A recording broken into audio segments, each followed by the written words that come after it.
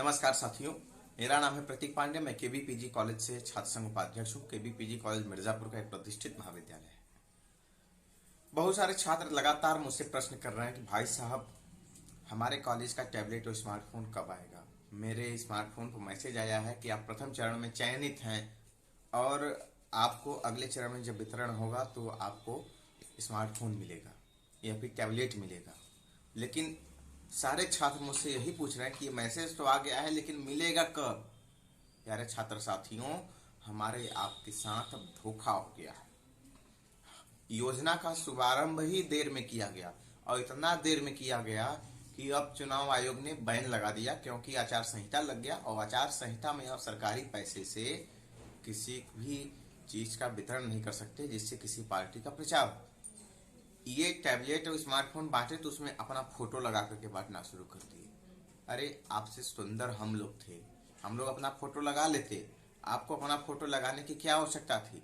लेकिन नहीं, ये लोग एक तरफ योगी एक तरफ मोदी का फोटो लगा कर टैबलेट और स्मार्टफोन बांटना शुरू कर दिए।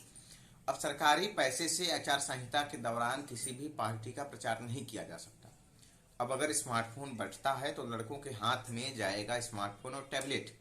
तो आचार संहिता के नियम के अनुसार सरकारी पैसे से आप प्रचार तो कर नहीं सकते, और अगर छात्रों के हाथ में मोबाइल और स्मार्टफोन गया तो उसमें योगी और मोदी का फोटो दिखेगा, जिसकी वजह से भारतीय जनता पार्टी का प्रचार हो जाएगा और ये आइडियल कोड ऑफ कंडक्ट मतलब आदर्श आचार संहिता का उल्लंघन हो जाएगा। क्यों?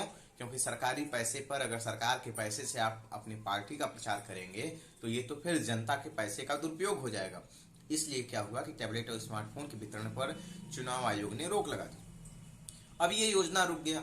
अब योजना रुकने की वजह से क्या हुआ कि मान लीजिए अगर योगी आदित्यनाथ जी जीत जाते हैं, तो अगर जीत जाएंगे तो फिर उनको टैबलेट और स्मार्टफोन बांटने की जरूरत ही क्या पड़ेगी। ये तो चुनावी लॉलीपॉप हमको और आपको दिया जा रहा था। और अगर समाजवादी पार्टी की सरकार आती है तो वो पुरानी सरकार की योजनाओं को क्यों आगे करेगी। जाहिर सी बात है कि हमारे आपके साथ जो छल और कपट हुआ है वो छल और कपट बहुत बड़े स्तर का है। चुनाव आयोग कह रहा है कि बंटने नहीं देंगे। योगी आदित्यनाथ जी जो कह रहे थे एक हफ्ता में हर जगह बढ़ जाएगा, वो चुप्पी साध ली है। हर जगह जो है अपना रैली भाषणबाजी कर रहे हैं और बाकी सब भी चुप है। और इसमें हम और आप जो है अपना मैसेज देख देख करके वही खुश हो रहे हैं कि क्या बताएं, हमको अभी टैबलेट और स्मार्टफोन मिलना था, अभी तक नहीं मिला, कब मिलेगा कब मिलेगा कब मिलेगा। तो छात्र साथियों, मैं आपको साफ साफ शब्दों में बता दूं कि टैबलेट और स्मार्टफोन नहीं मिलने वाला। चुनाव बाद जहां जगह पहले से टैबलेट जो थोड़ा बहुत खरीद करके रखा गया है केवल वही मिलेगा और इसके अलावा कुछ नहीं मिलेगा। अब नई खरीदी नहीं होने वाली है। आप लोगों से निवेदन है कि आप लोगों के साथ जो छल और कपट हुआ है उसका जवाब आप लोग दीजिए। जवाब कैसे देना है ये आपको पता है। सबसे पहले तो आप अपने वोटिंग राइट का इस्तेमाल करिए, और दूसरी चीज ये है कि वोटिंग राइट बाद में इस्तेमाल करिएगा। पहले तो ओमिक्रॉन से आप बचिए।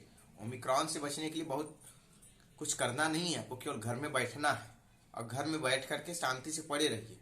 पिछली बार इलेक्शन हुआ था, प्रधानी वाला इलेक्शन हुआ था, प्रधान के मोह के चक्कर में मेरे घर वाले व्यक्तिगत रूप से जाकर के वोट दिए, क्योंकि अपने ही लोग प्रधान में लड़ रहे थे।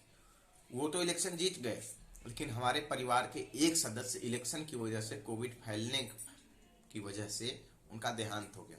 तो इलेक्शन में किसी को सबक सिखाने या फिर किसी को जिताने के लिए आप घर से बाहर निकल करके ओमिक्रॉन या फिर कोविड के बीच में वोटिंग करने मत जाइएगा, क्योंकि चुनाव आयोग अपने गाइडलाइन का पालन कराने में पूरी तरीके से अक्षम रहा है।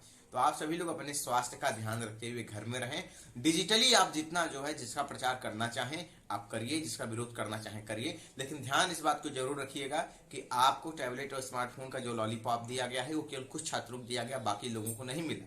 मैं बात करूं केबीपीजी कॉलेज जो मिर्जापुर का है तो यहाँ पर बीएससी वालों को दिया गया, एमए वालों को दिया गया, एमएससी वालों को दिया गया, बीए वालों को नहीं दिया गया।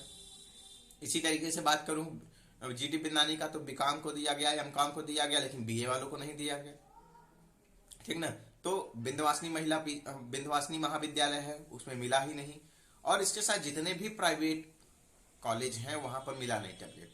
तो ये हुआ क्यों? हुआ इसलिए क्योंकि गवर्नमेंट की मंशा ही नहीं थी लोगों की बांटने की। अगर गवर्नमेंट की मंशा रही होती बांटने की तो इस योजना का शुभारंभ थोड़े दिन पहले से करती और दिन पहले से करती, लोगों को युद्ध स्तर पे बंटवाती। लखनऊ में 1 लाख लोगों को बांटने के बाद 4-5 तारीख तक शांत हो गए, फिर 4 तारीख को बंटना शुरू हुआ। क्यों शांत थे भाई आप? अगर आपको लैपटॉप और टैबलेट बांटने का शौक ही होता, अगर आप वास्तव में चाहते कि छात्रों का कल्याण हो, तो आप छात्रों के कल्याण के लिए युद्ध स्तर पर इस योजना को पूरी तरीके से हर जिले में बंटवा देते, लेकिन आपने केवल अपने वोट के लिए छात्रों का इस्तेमाल करना चाहा। यही वजह है कि आप छात्रों का भलाई का बहाना बनाते हो। मैं पहले ही बताया था आप लोगों को अपने वीडियो में कि मेन जो इनका वजह है इस टैबलेट को बांटने का, वो ये है कि लोगों का वोट ले ले। इनका वजह ये नहीं है कि छात्रों को जो है पढ़ने लिखने में सहयोग मिलेगा। छात्रों को पढ़ने लिखने में क्या सहयोग मिलेगा? मैं देखा उस मोबाइल को, उसमें पढ़ने लिखने वाला कोई एप्लीकेशन ही नहीं है। उसमें जोश एप्लीकेशन है, वो वीडियो बनाने वाला ऐप है। इस वीडियो से अब उससे जो है लोग पढ़ेंगे।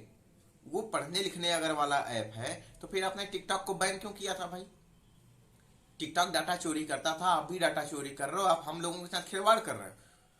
तो इनका मुख्य उद्देश्य कतई ये नहीं था कि छात्र पढ़ें। इनका मुख्य उद्देश्य केवल ये था कि उनके पास डाटा जाए और लोगों को दिखा दें कि हाँ मैंने टैबलेट बांटा, हाँ मैंने स्मार्टफोन बांटा, और 10 लोग जिनको टैबलेट और स्मार्टफोन की योजना का लाभ नहीं मिलना था वो कहेंगे नहीं भाई बांटे ना, तो इतने लोगों को दिए तो सरकार अच्छी है, इसी को वोट देना। लेकिन मैं जितने छात्र हैं मैं उनसे कहना चाह रहा हूँ कि आप लोग इस विवाद का विशेष ध्यान रखिए कि आप लोगों का नाम टैबलेट स्मार्टफोन में होते हुए भी आपको टैबलेट और स्मार्टफोन नहीं मिला। इसमें गलती महाविद्यालय प्रशासन का नहीं है, जिला प्रशासन का नहीं है। इसमें गलती पूरी तरीके से सरकार का है, क्योंकि उसने योजना का शुभारंभ देर में किया, टेंडर देर में पास किया, और उसने नियम कानून जो बनाए वो इस तरीके से बनाए कि हर जगह हर छात्रों को मिल ही नहीं पाए। बाकी आप लोग खुद समझदार हैं कि किसको चुनाव जिताना है, किसको चुनाव नहीं जिताना है। क्योंकि अगर आप आने वाले वक्त में चुनाव जिताते हैं तो फिर से लैपटॉप मिल सकता है। अगर आप आने वाले चुनाव में एक सही पार्टी को चुनते हैं तो आपको नौकरियां मिलेंगी। अगर योगी आदित्यनाथ जी को, महराज जी को अगर नौकरियां देनी होती तो वो लेखपाल की वैकेंसी चुनाव के 3 दिन पहले न देते, 3 दिन पहले वैकेंसी को जारी न करते। 3 से 4 दिन पहले वैकेंसी जारी कर रहे हैं। आप बताइए इस तरीके से परीक्षाएं कब होंगी उसकी? इनको इस बात से मतलब नहीं कि आपको नौकरी मिल रही या नहीं मिल रही, इनको अपने इलेक्शन से मतलब है। इसीलिए भाषणबाजी में 80 वर्सेस 20 का रेशियो के बारे में बात कर रहे हैं। आप लोग समझदार हैं और नहीं समझदार हैं तो मेरे इस चैनल पर लगातार बने रहिएगा। मैं कोशिश करूंगा कि आप लोगों की आंखें खोलूं। धन्यवाद।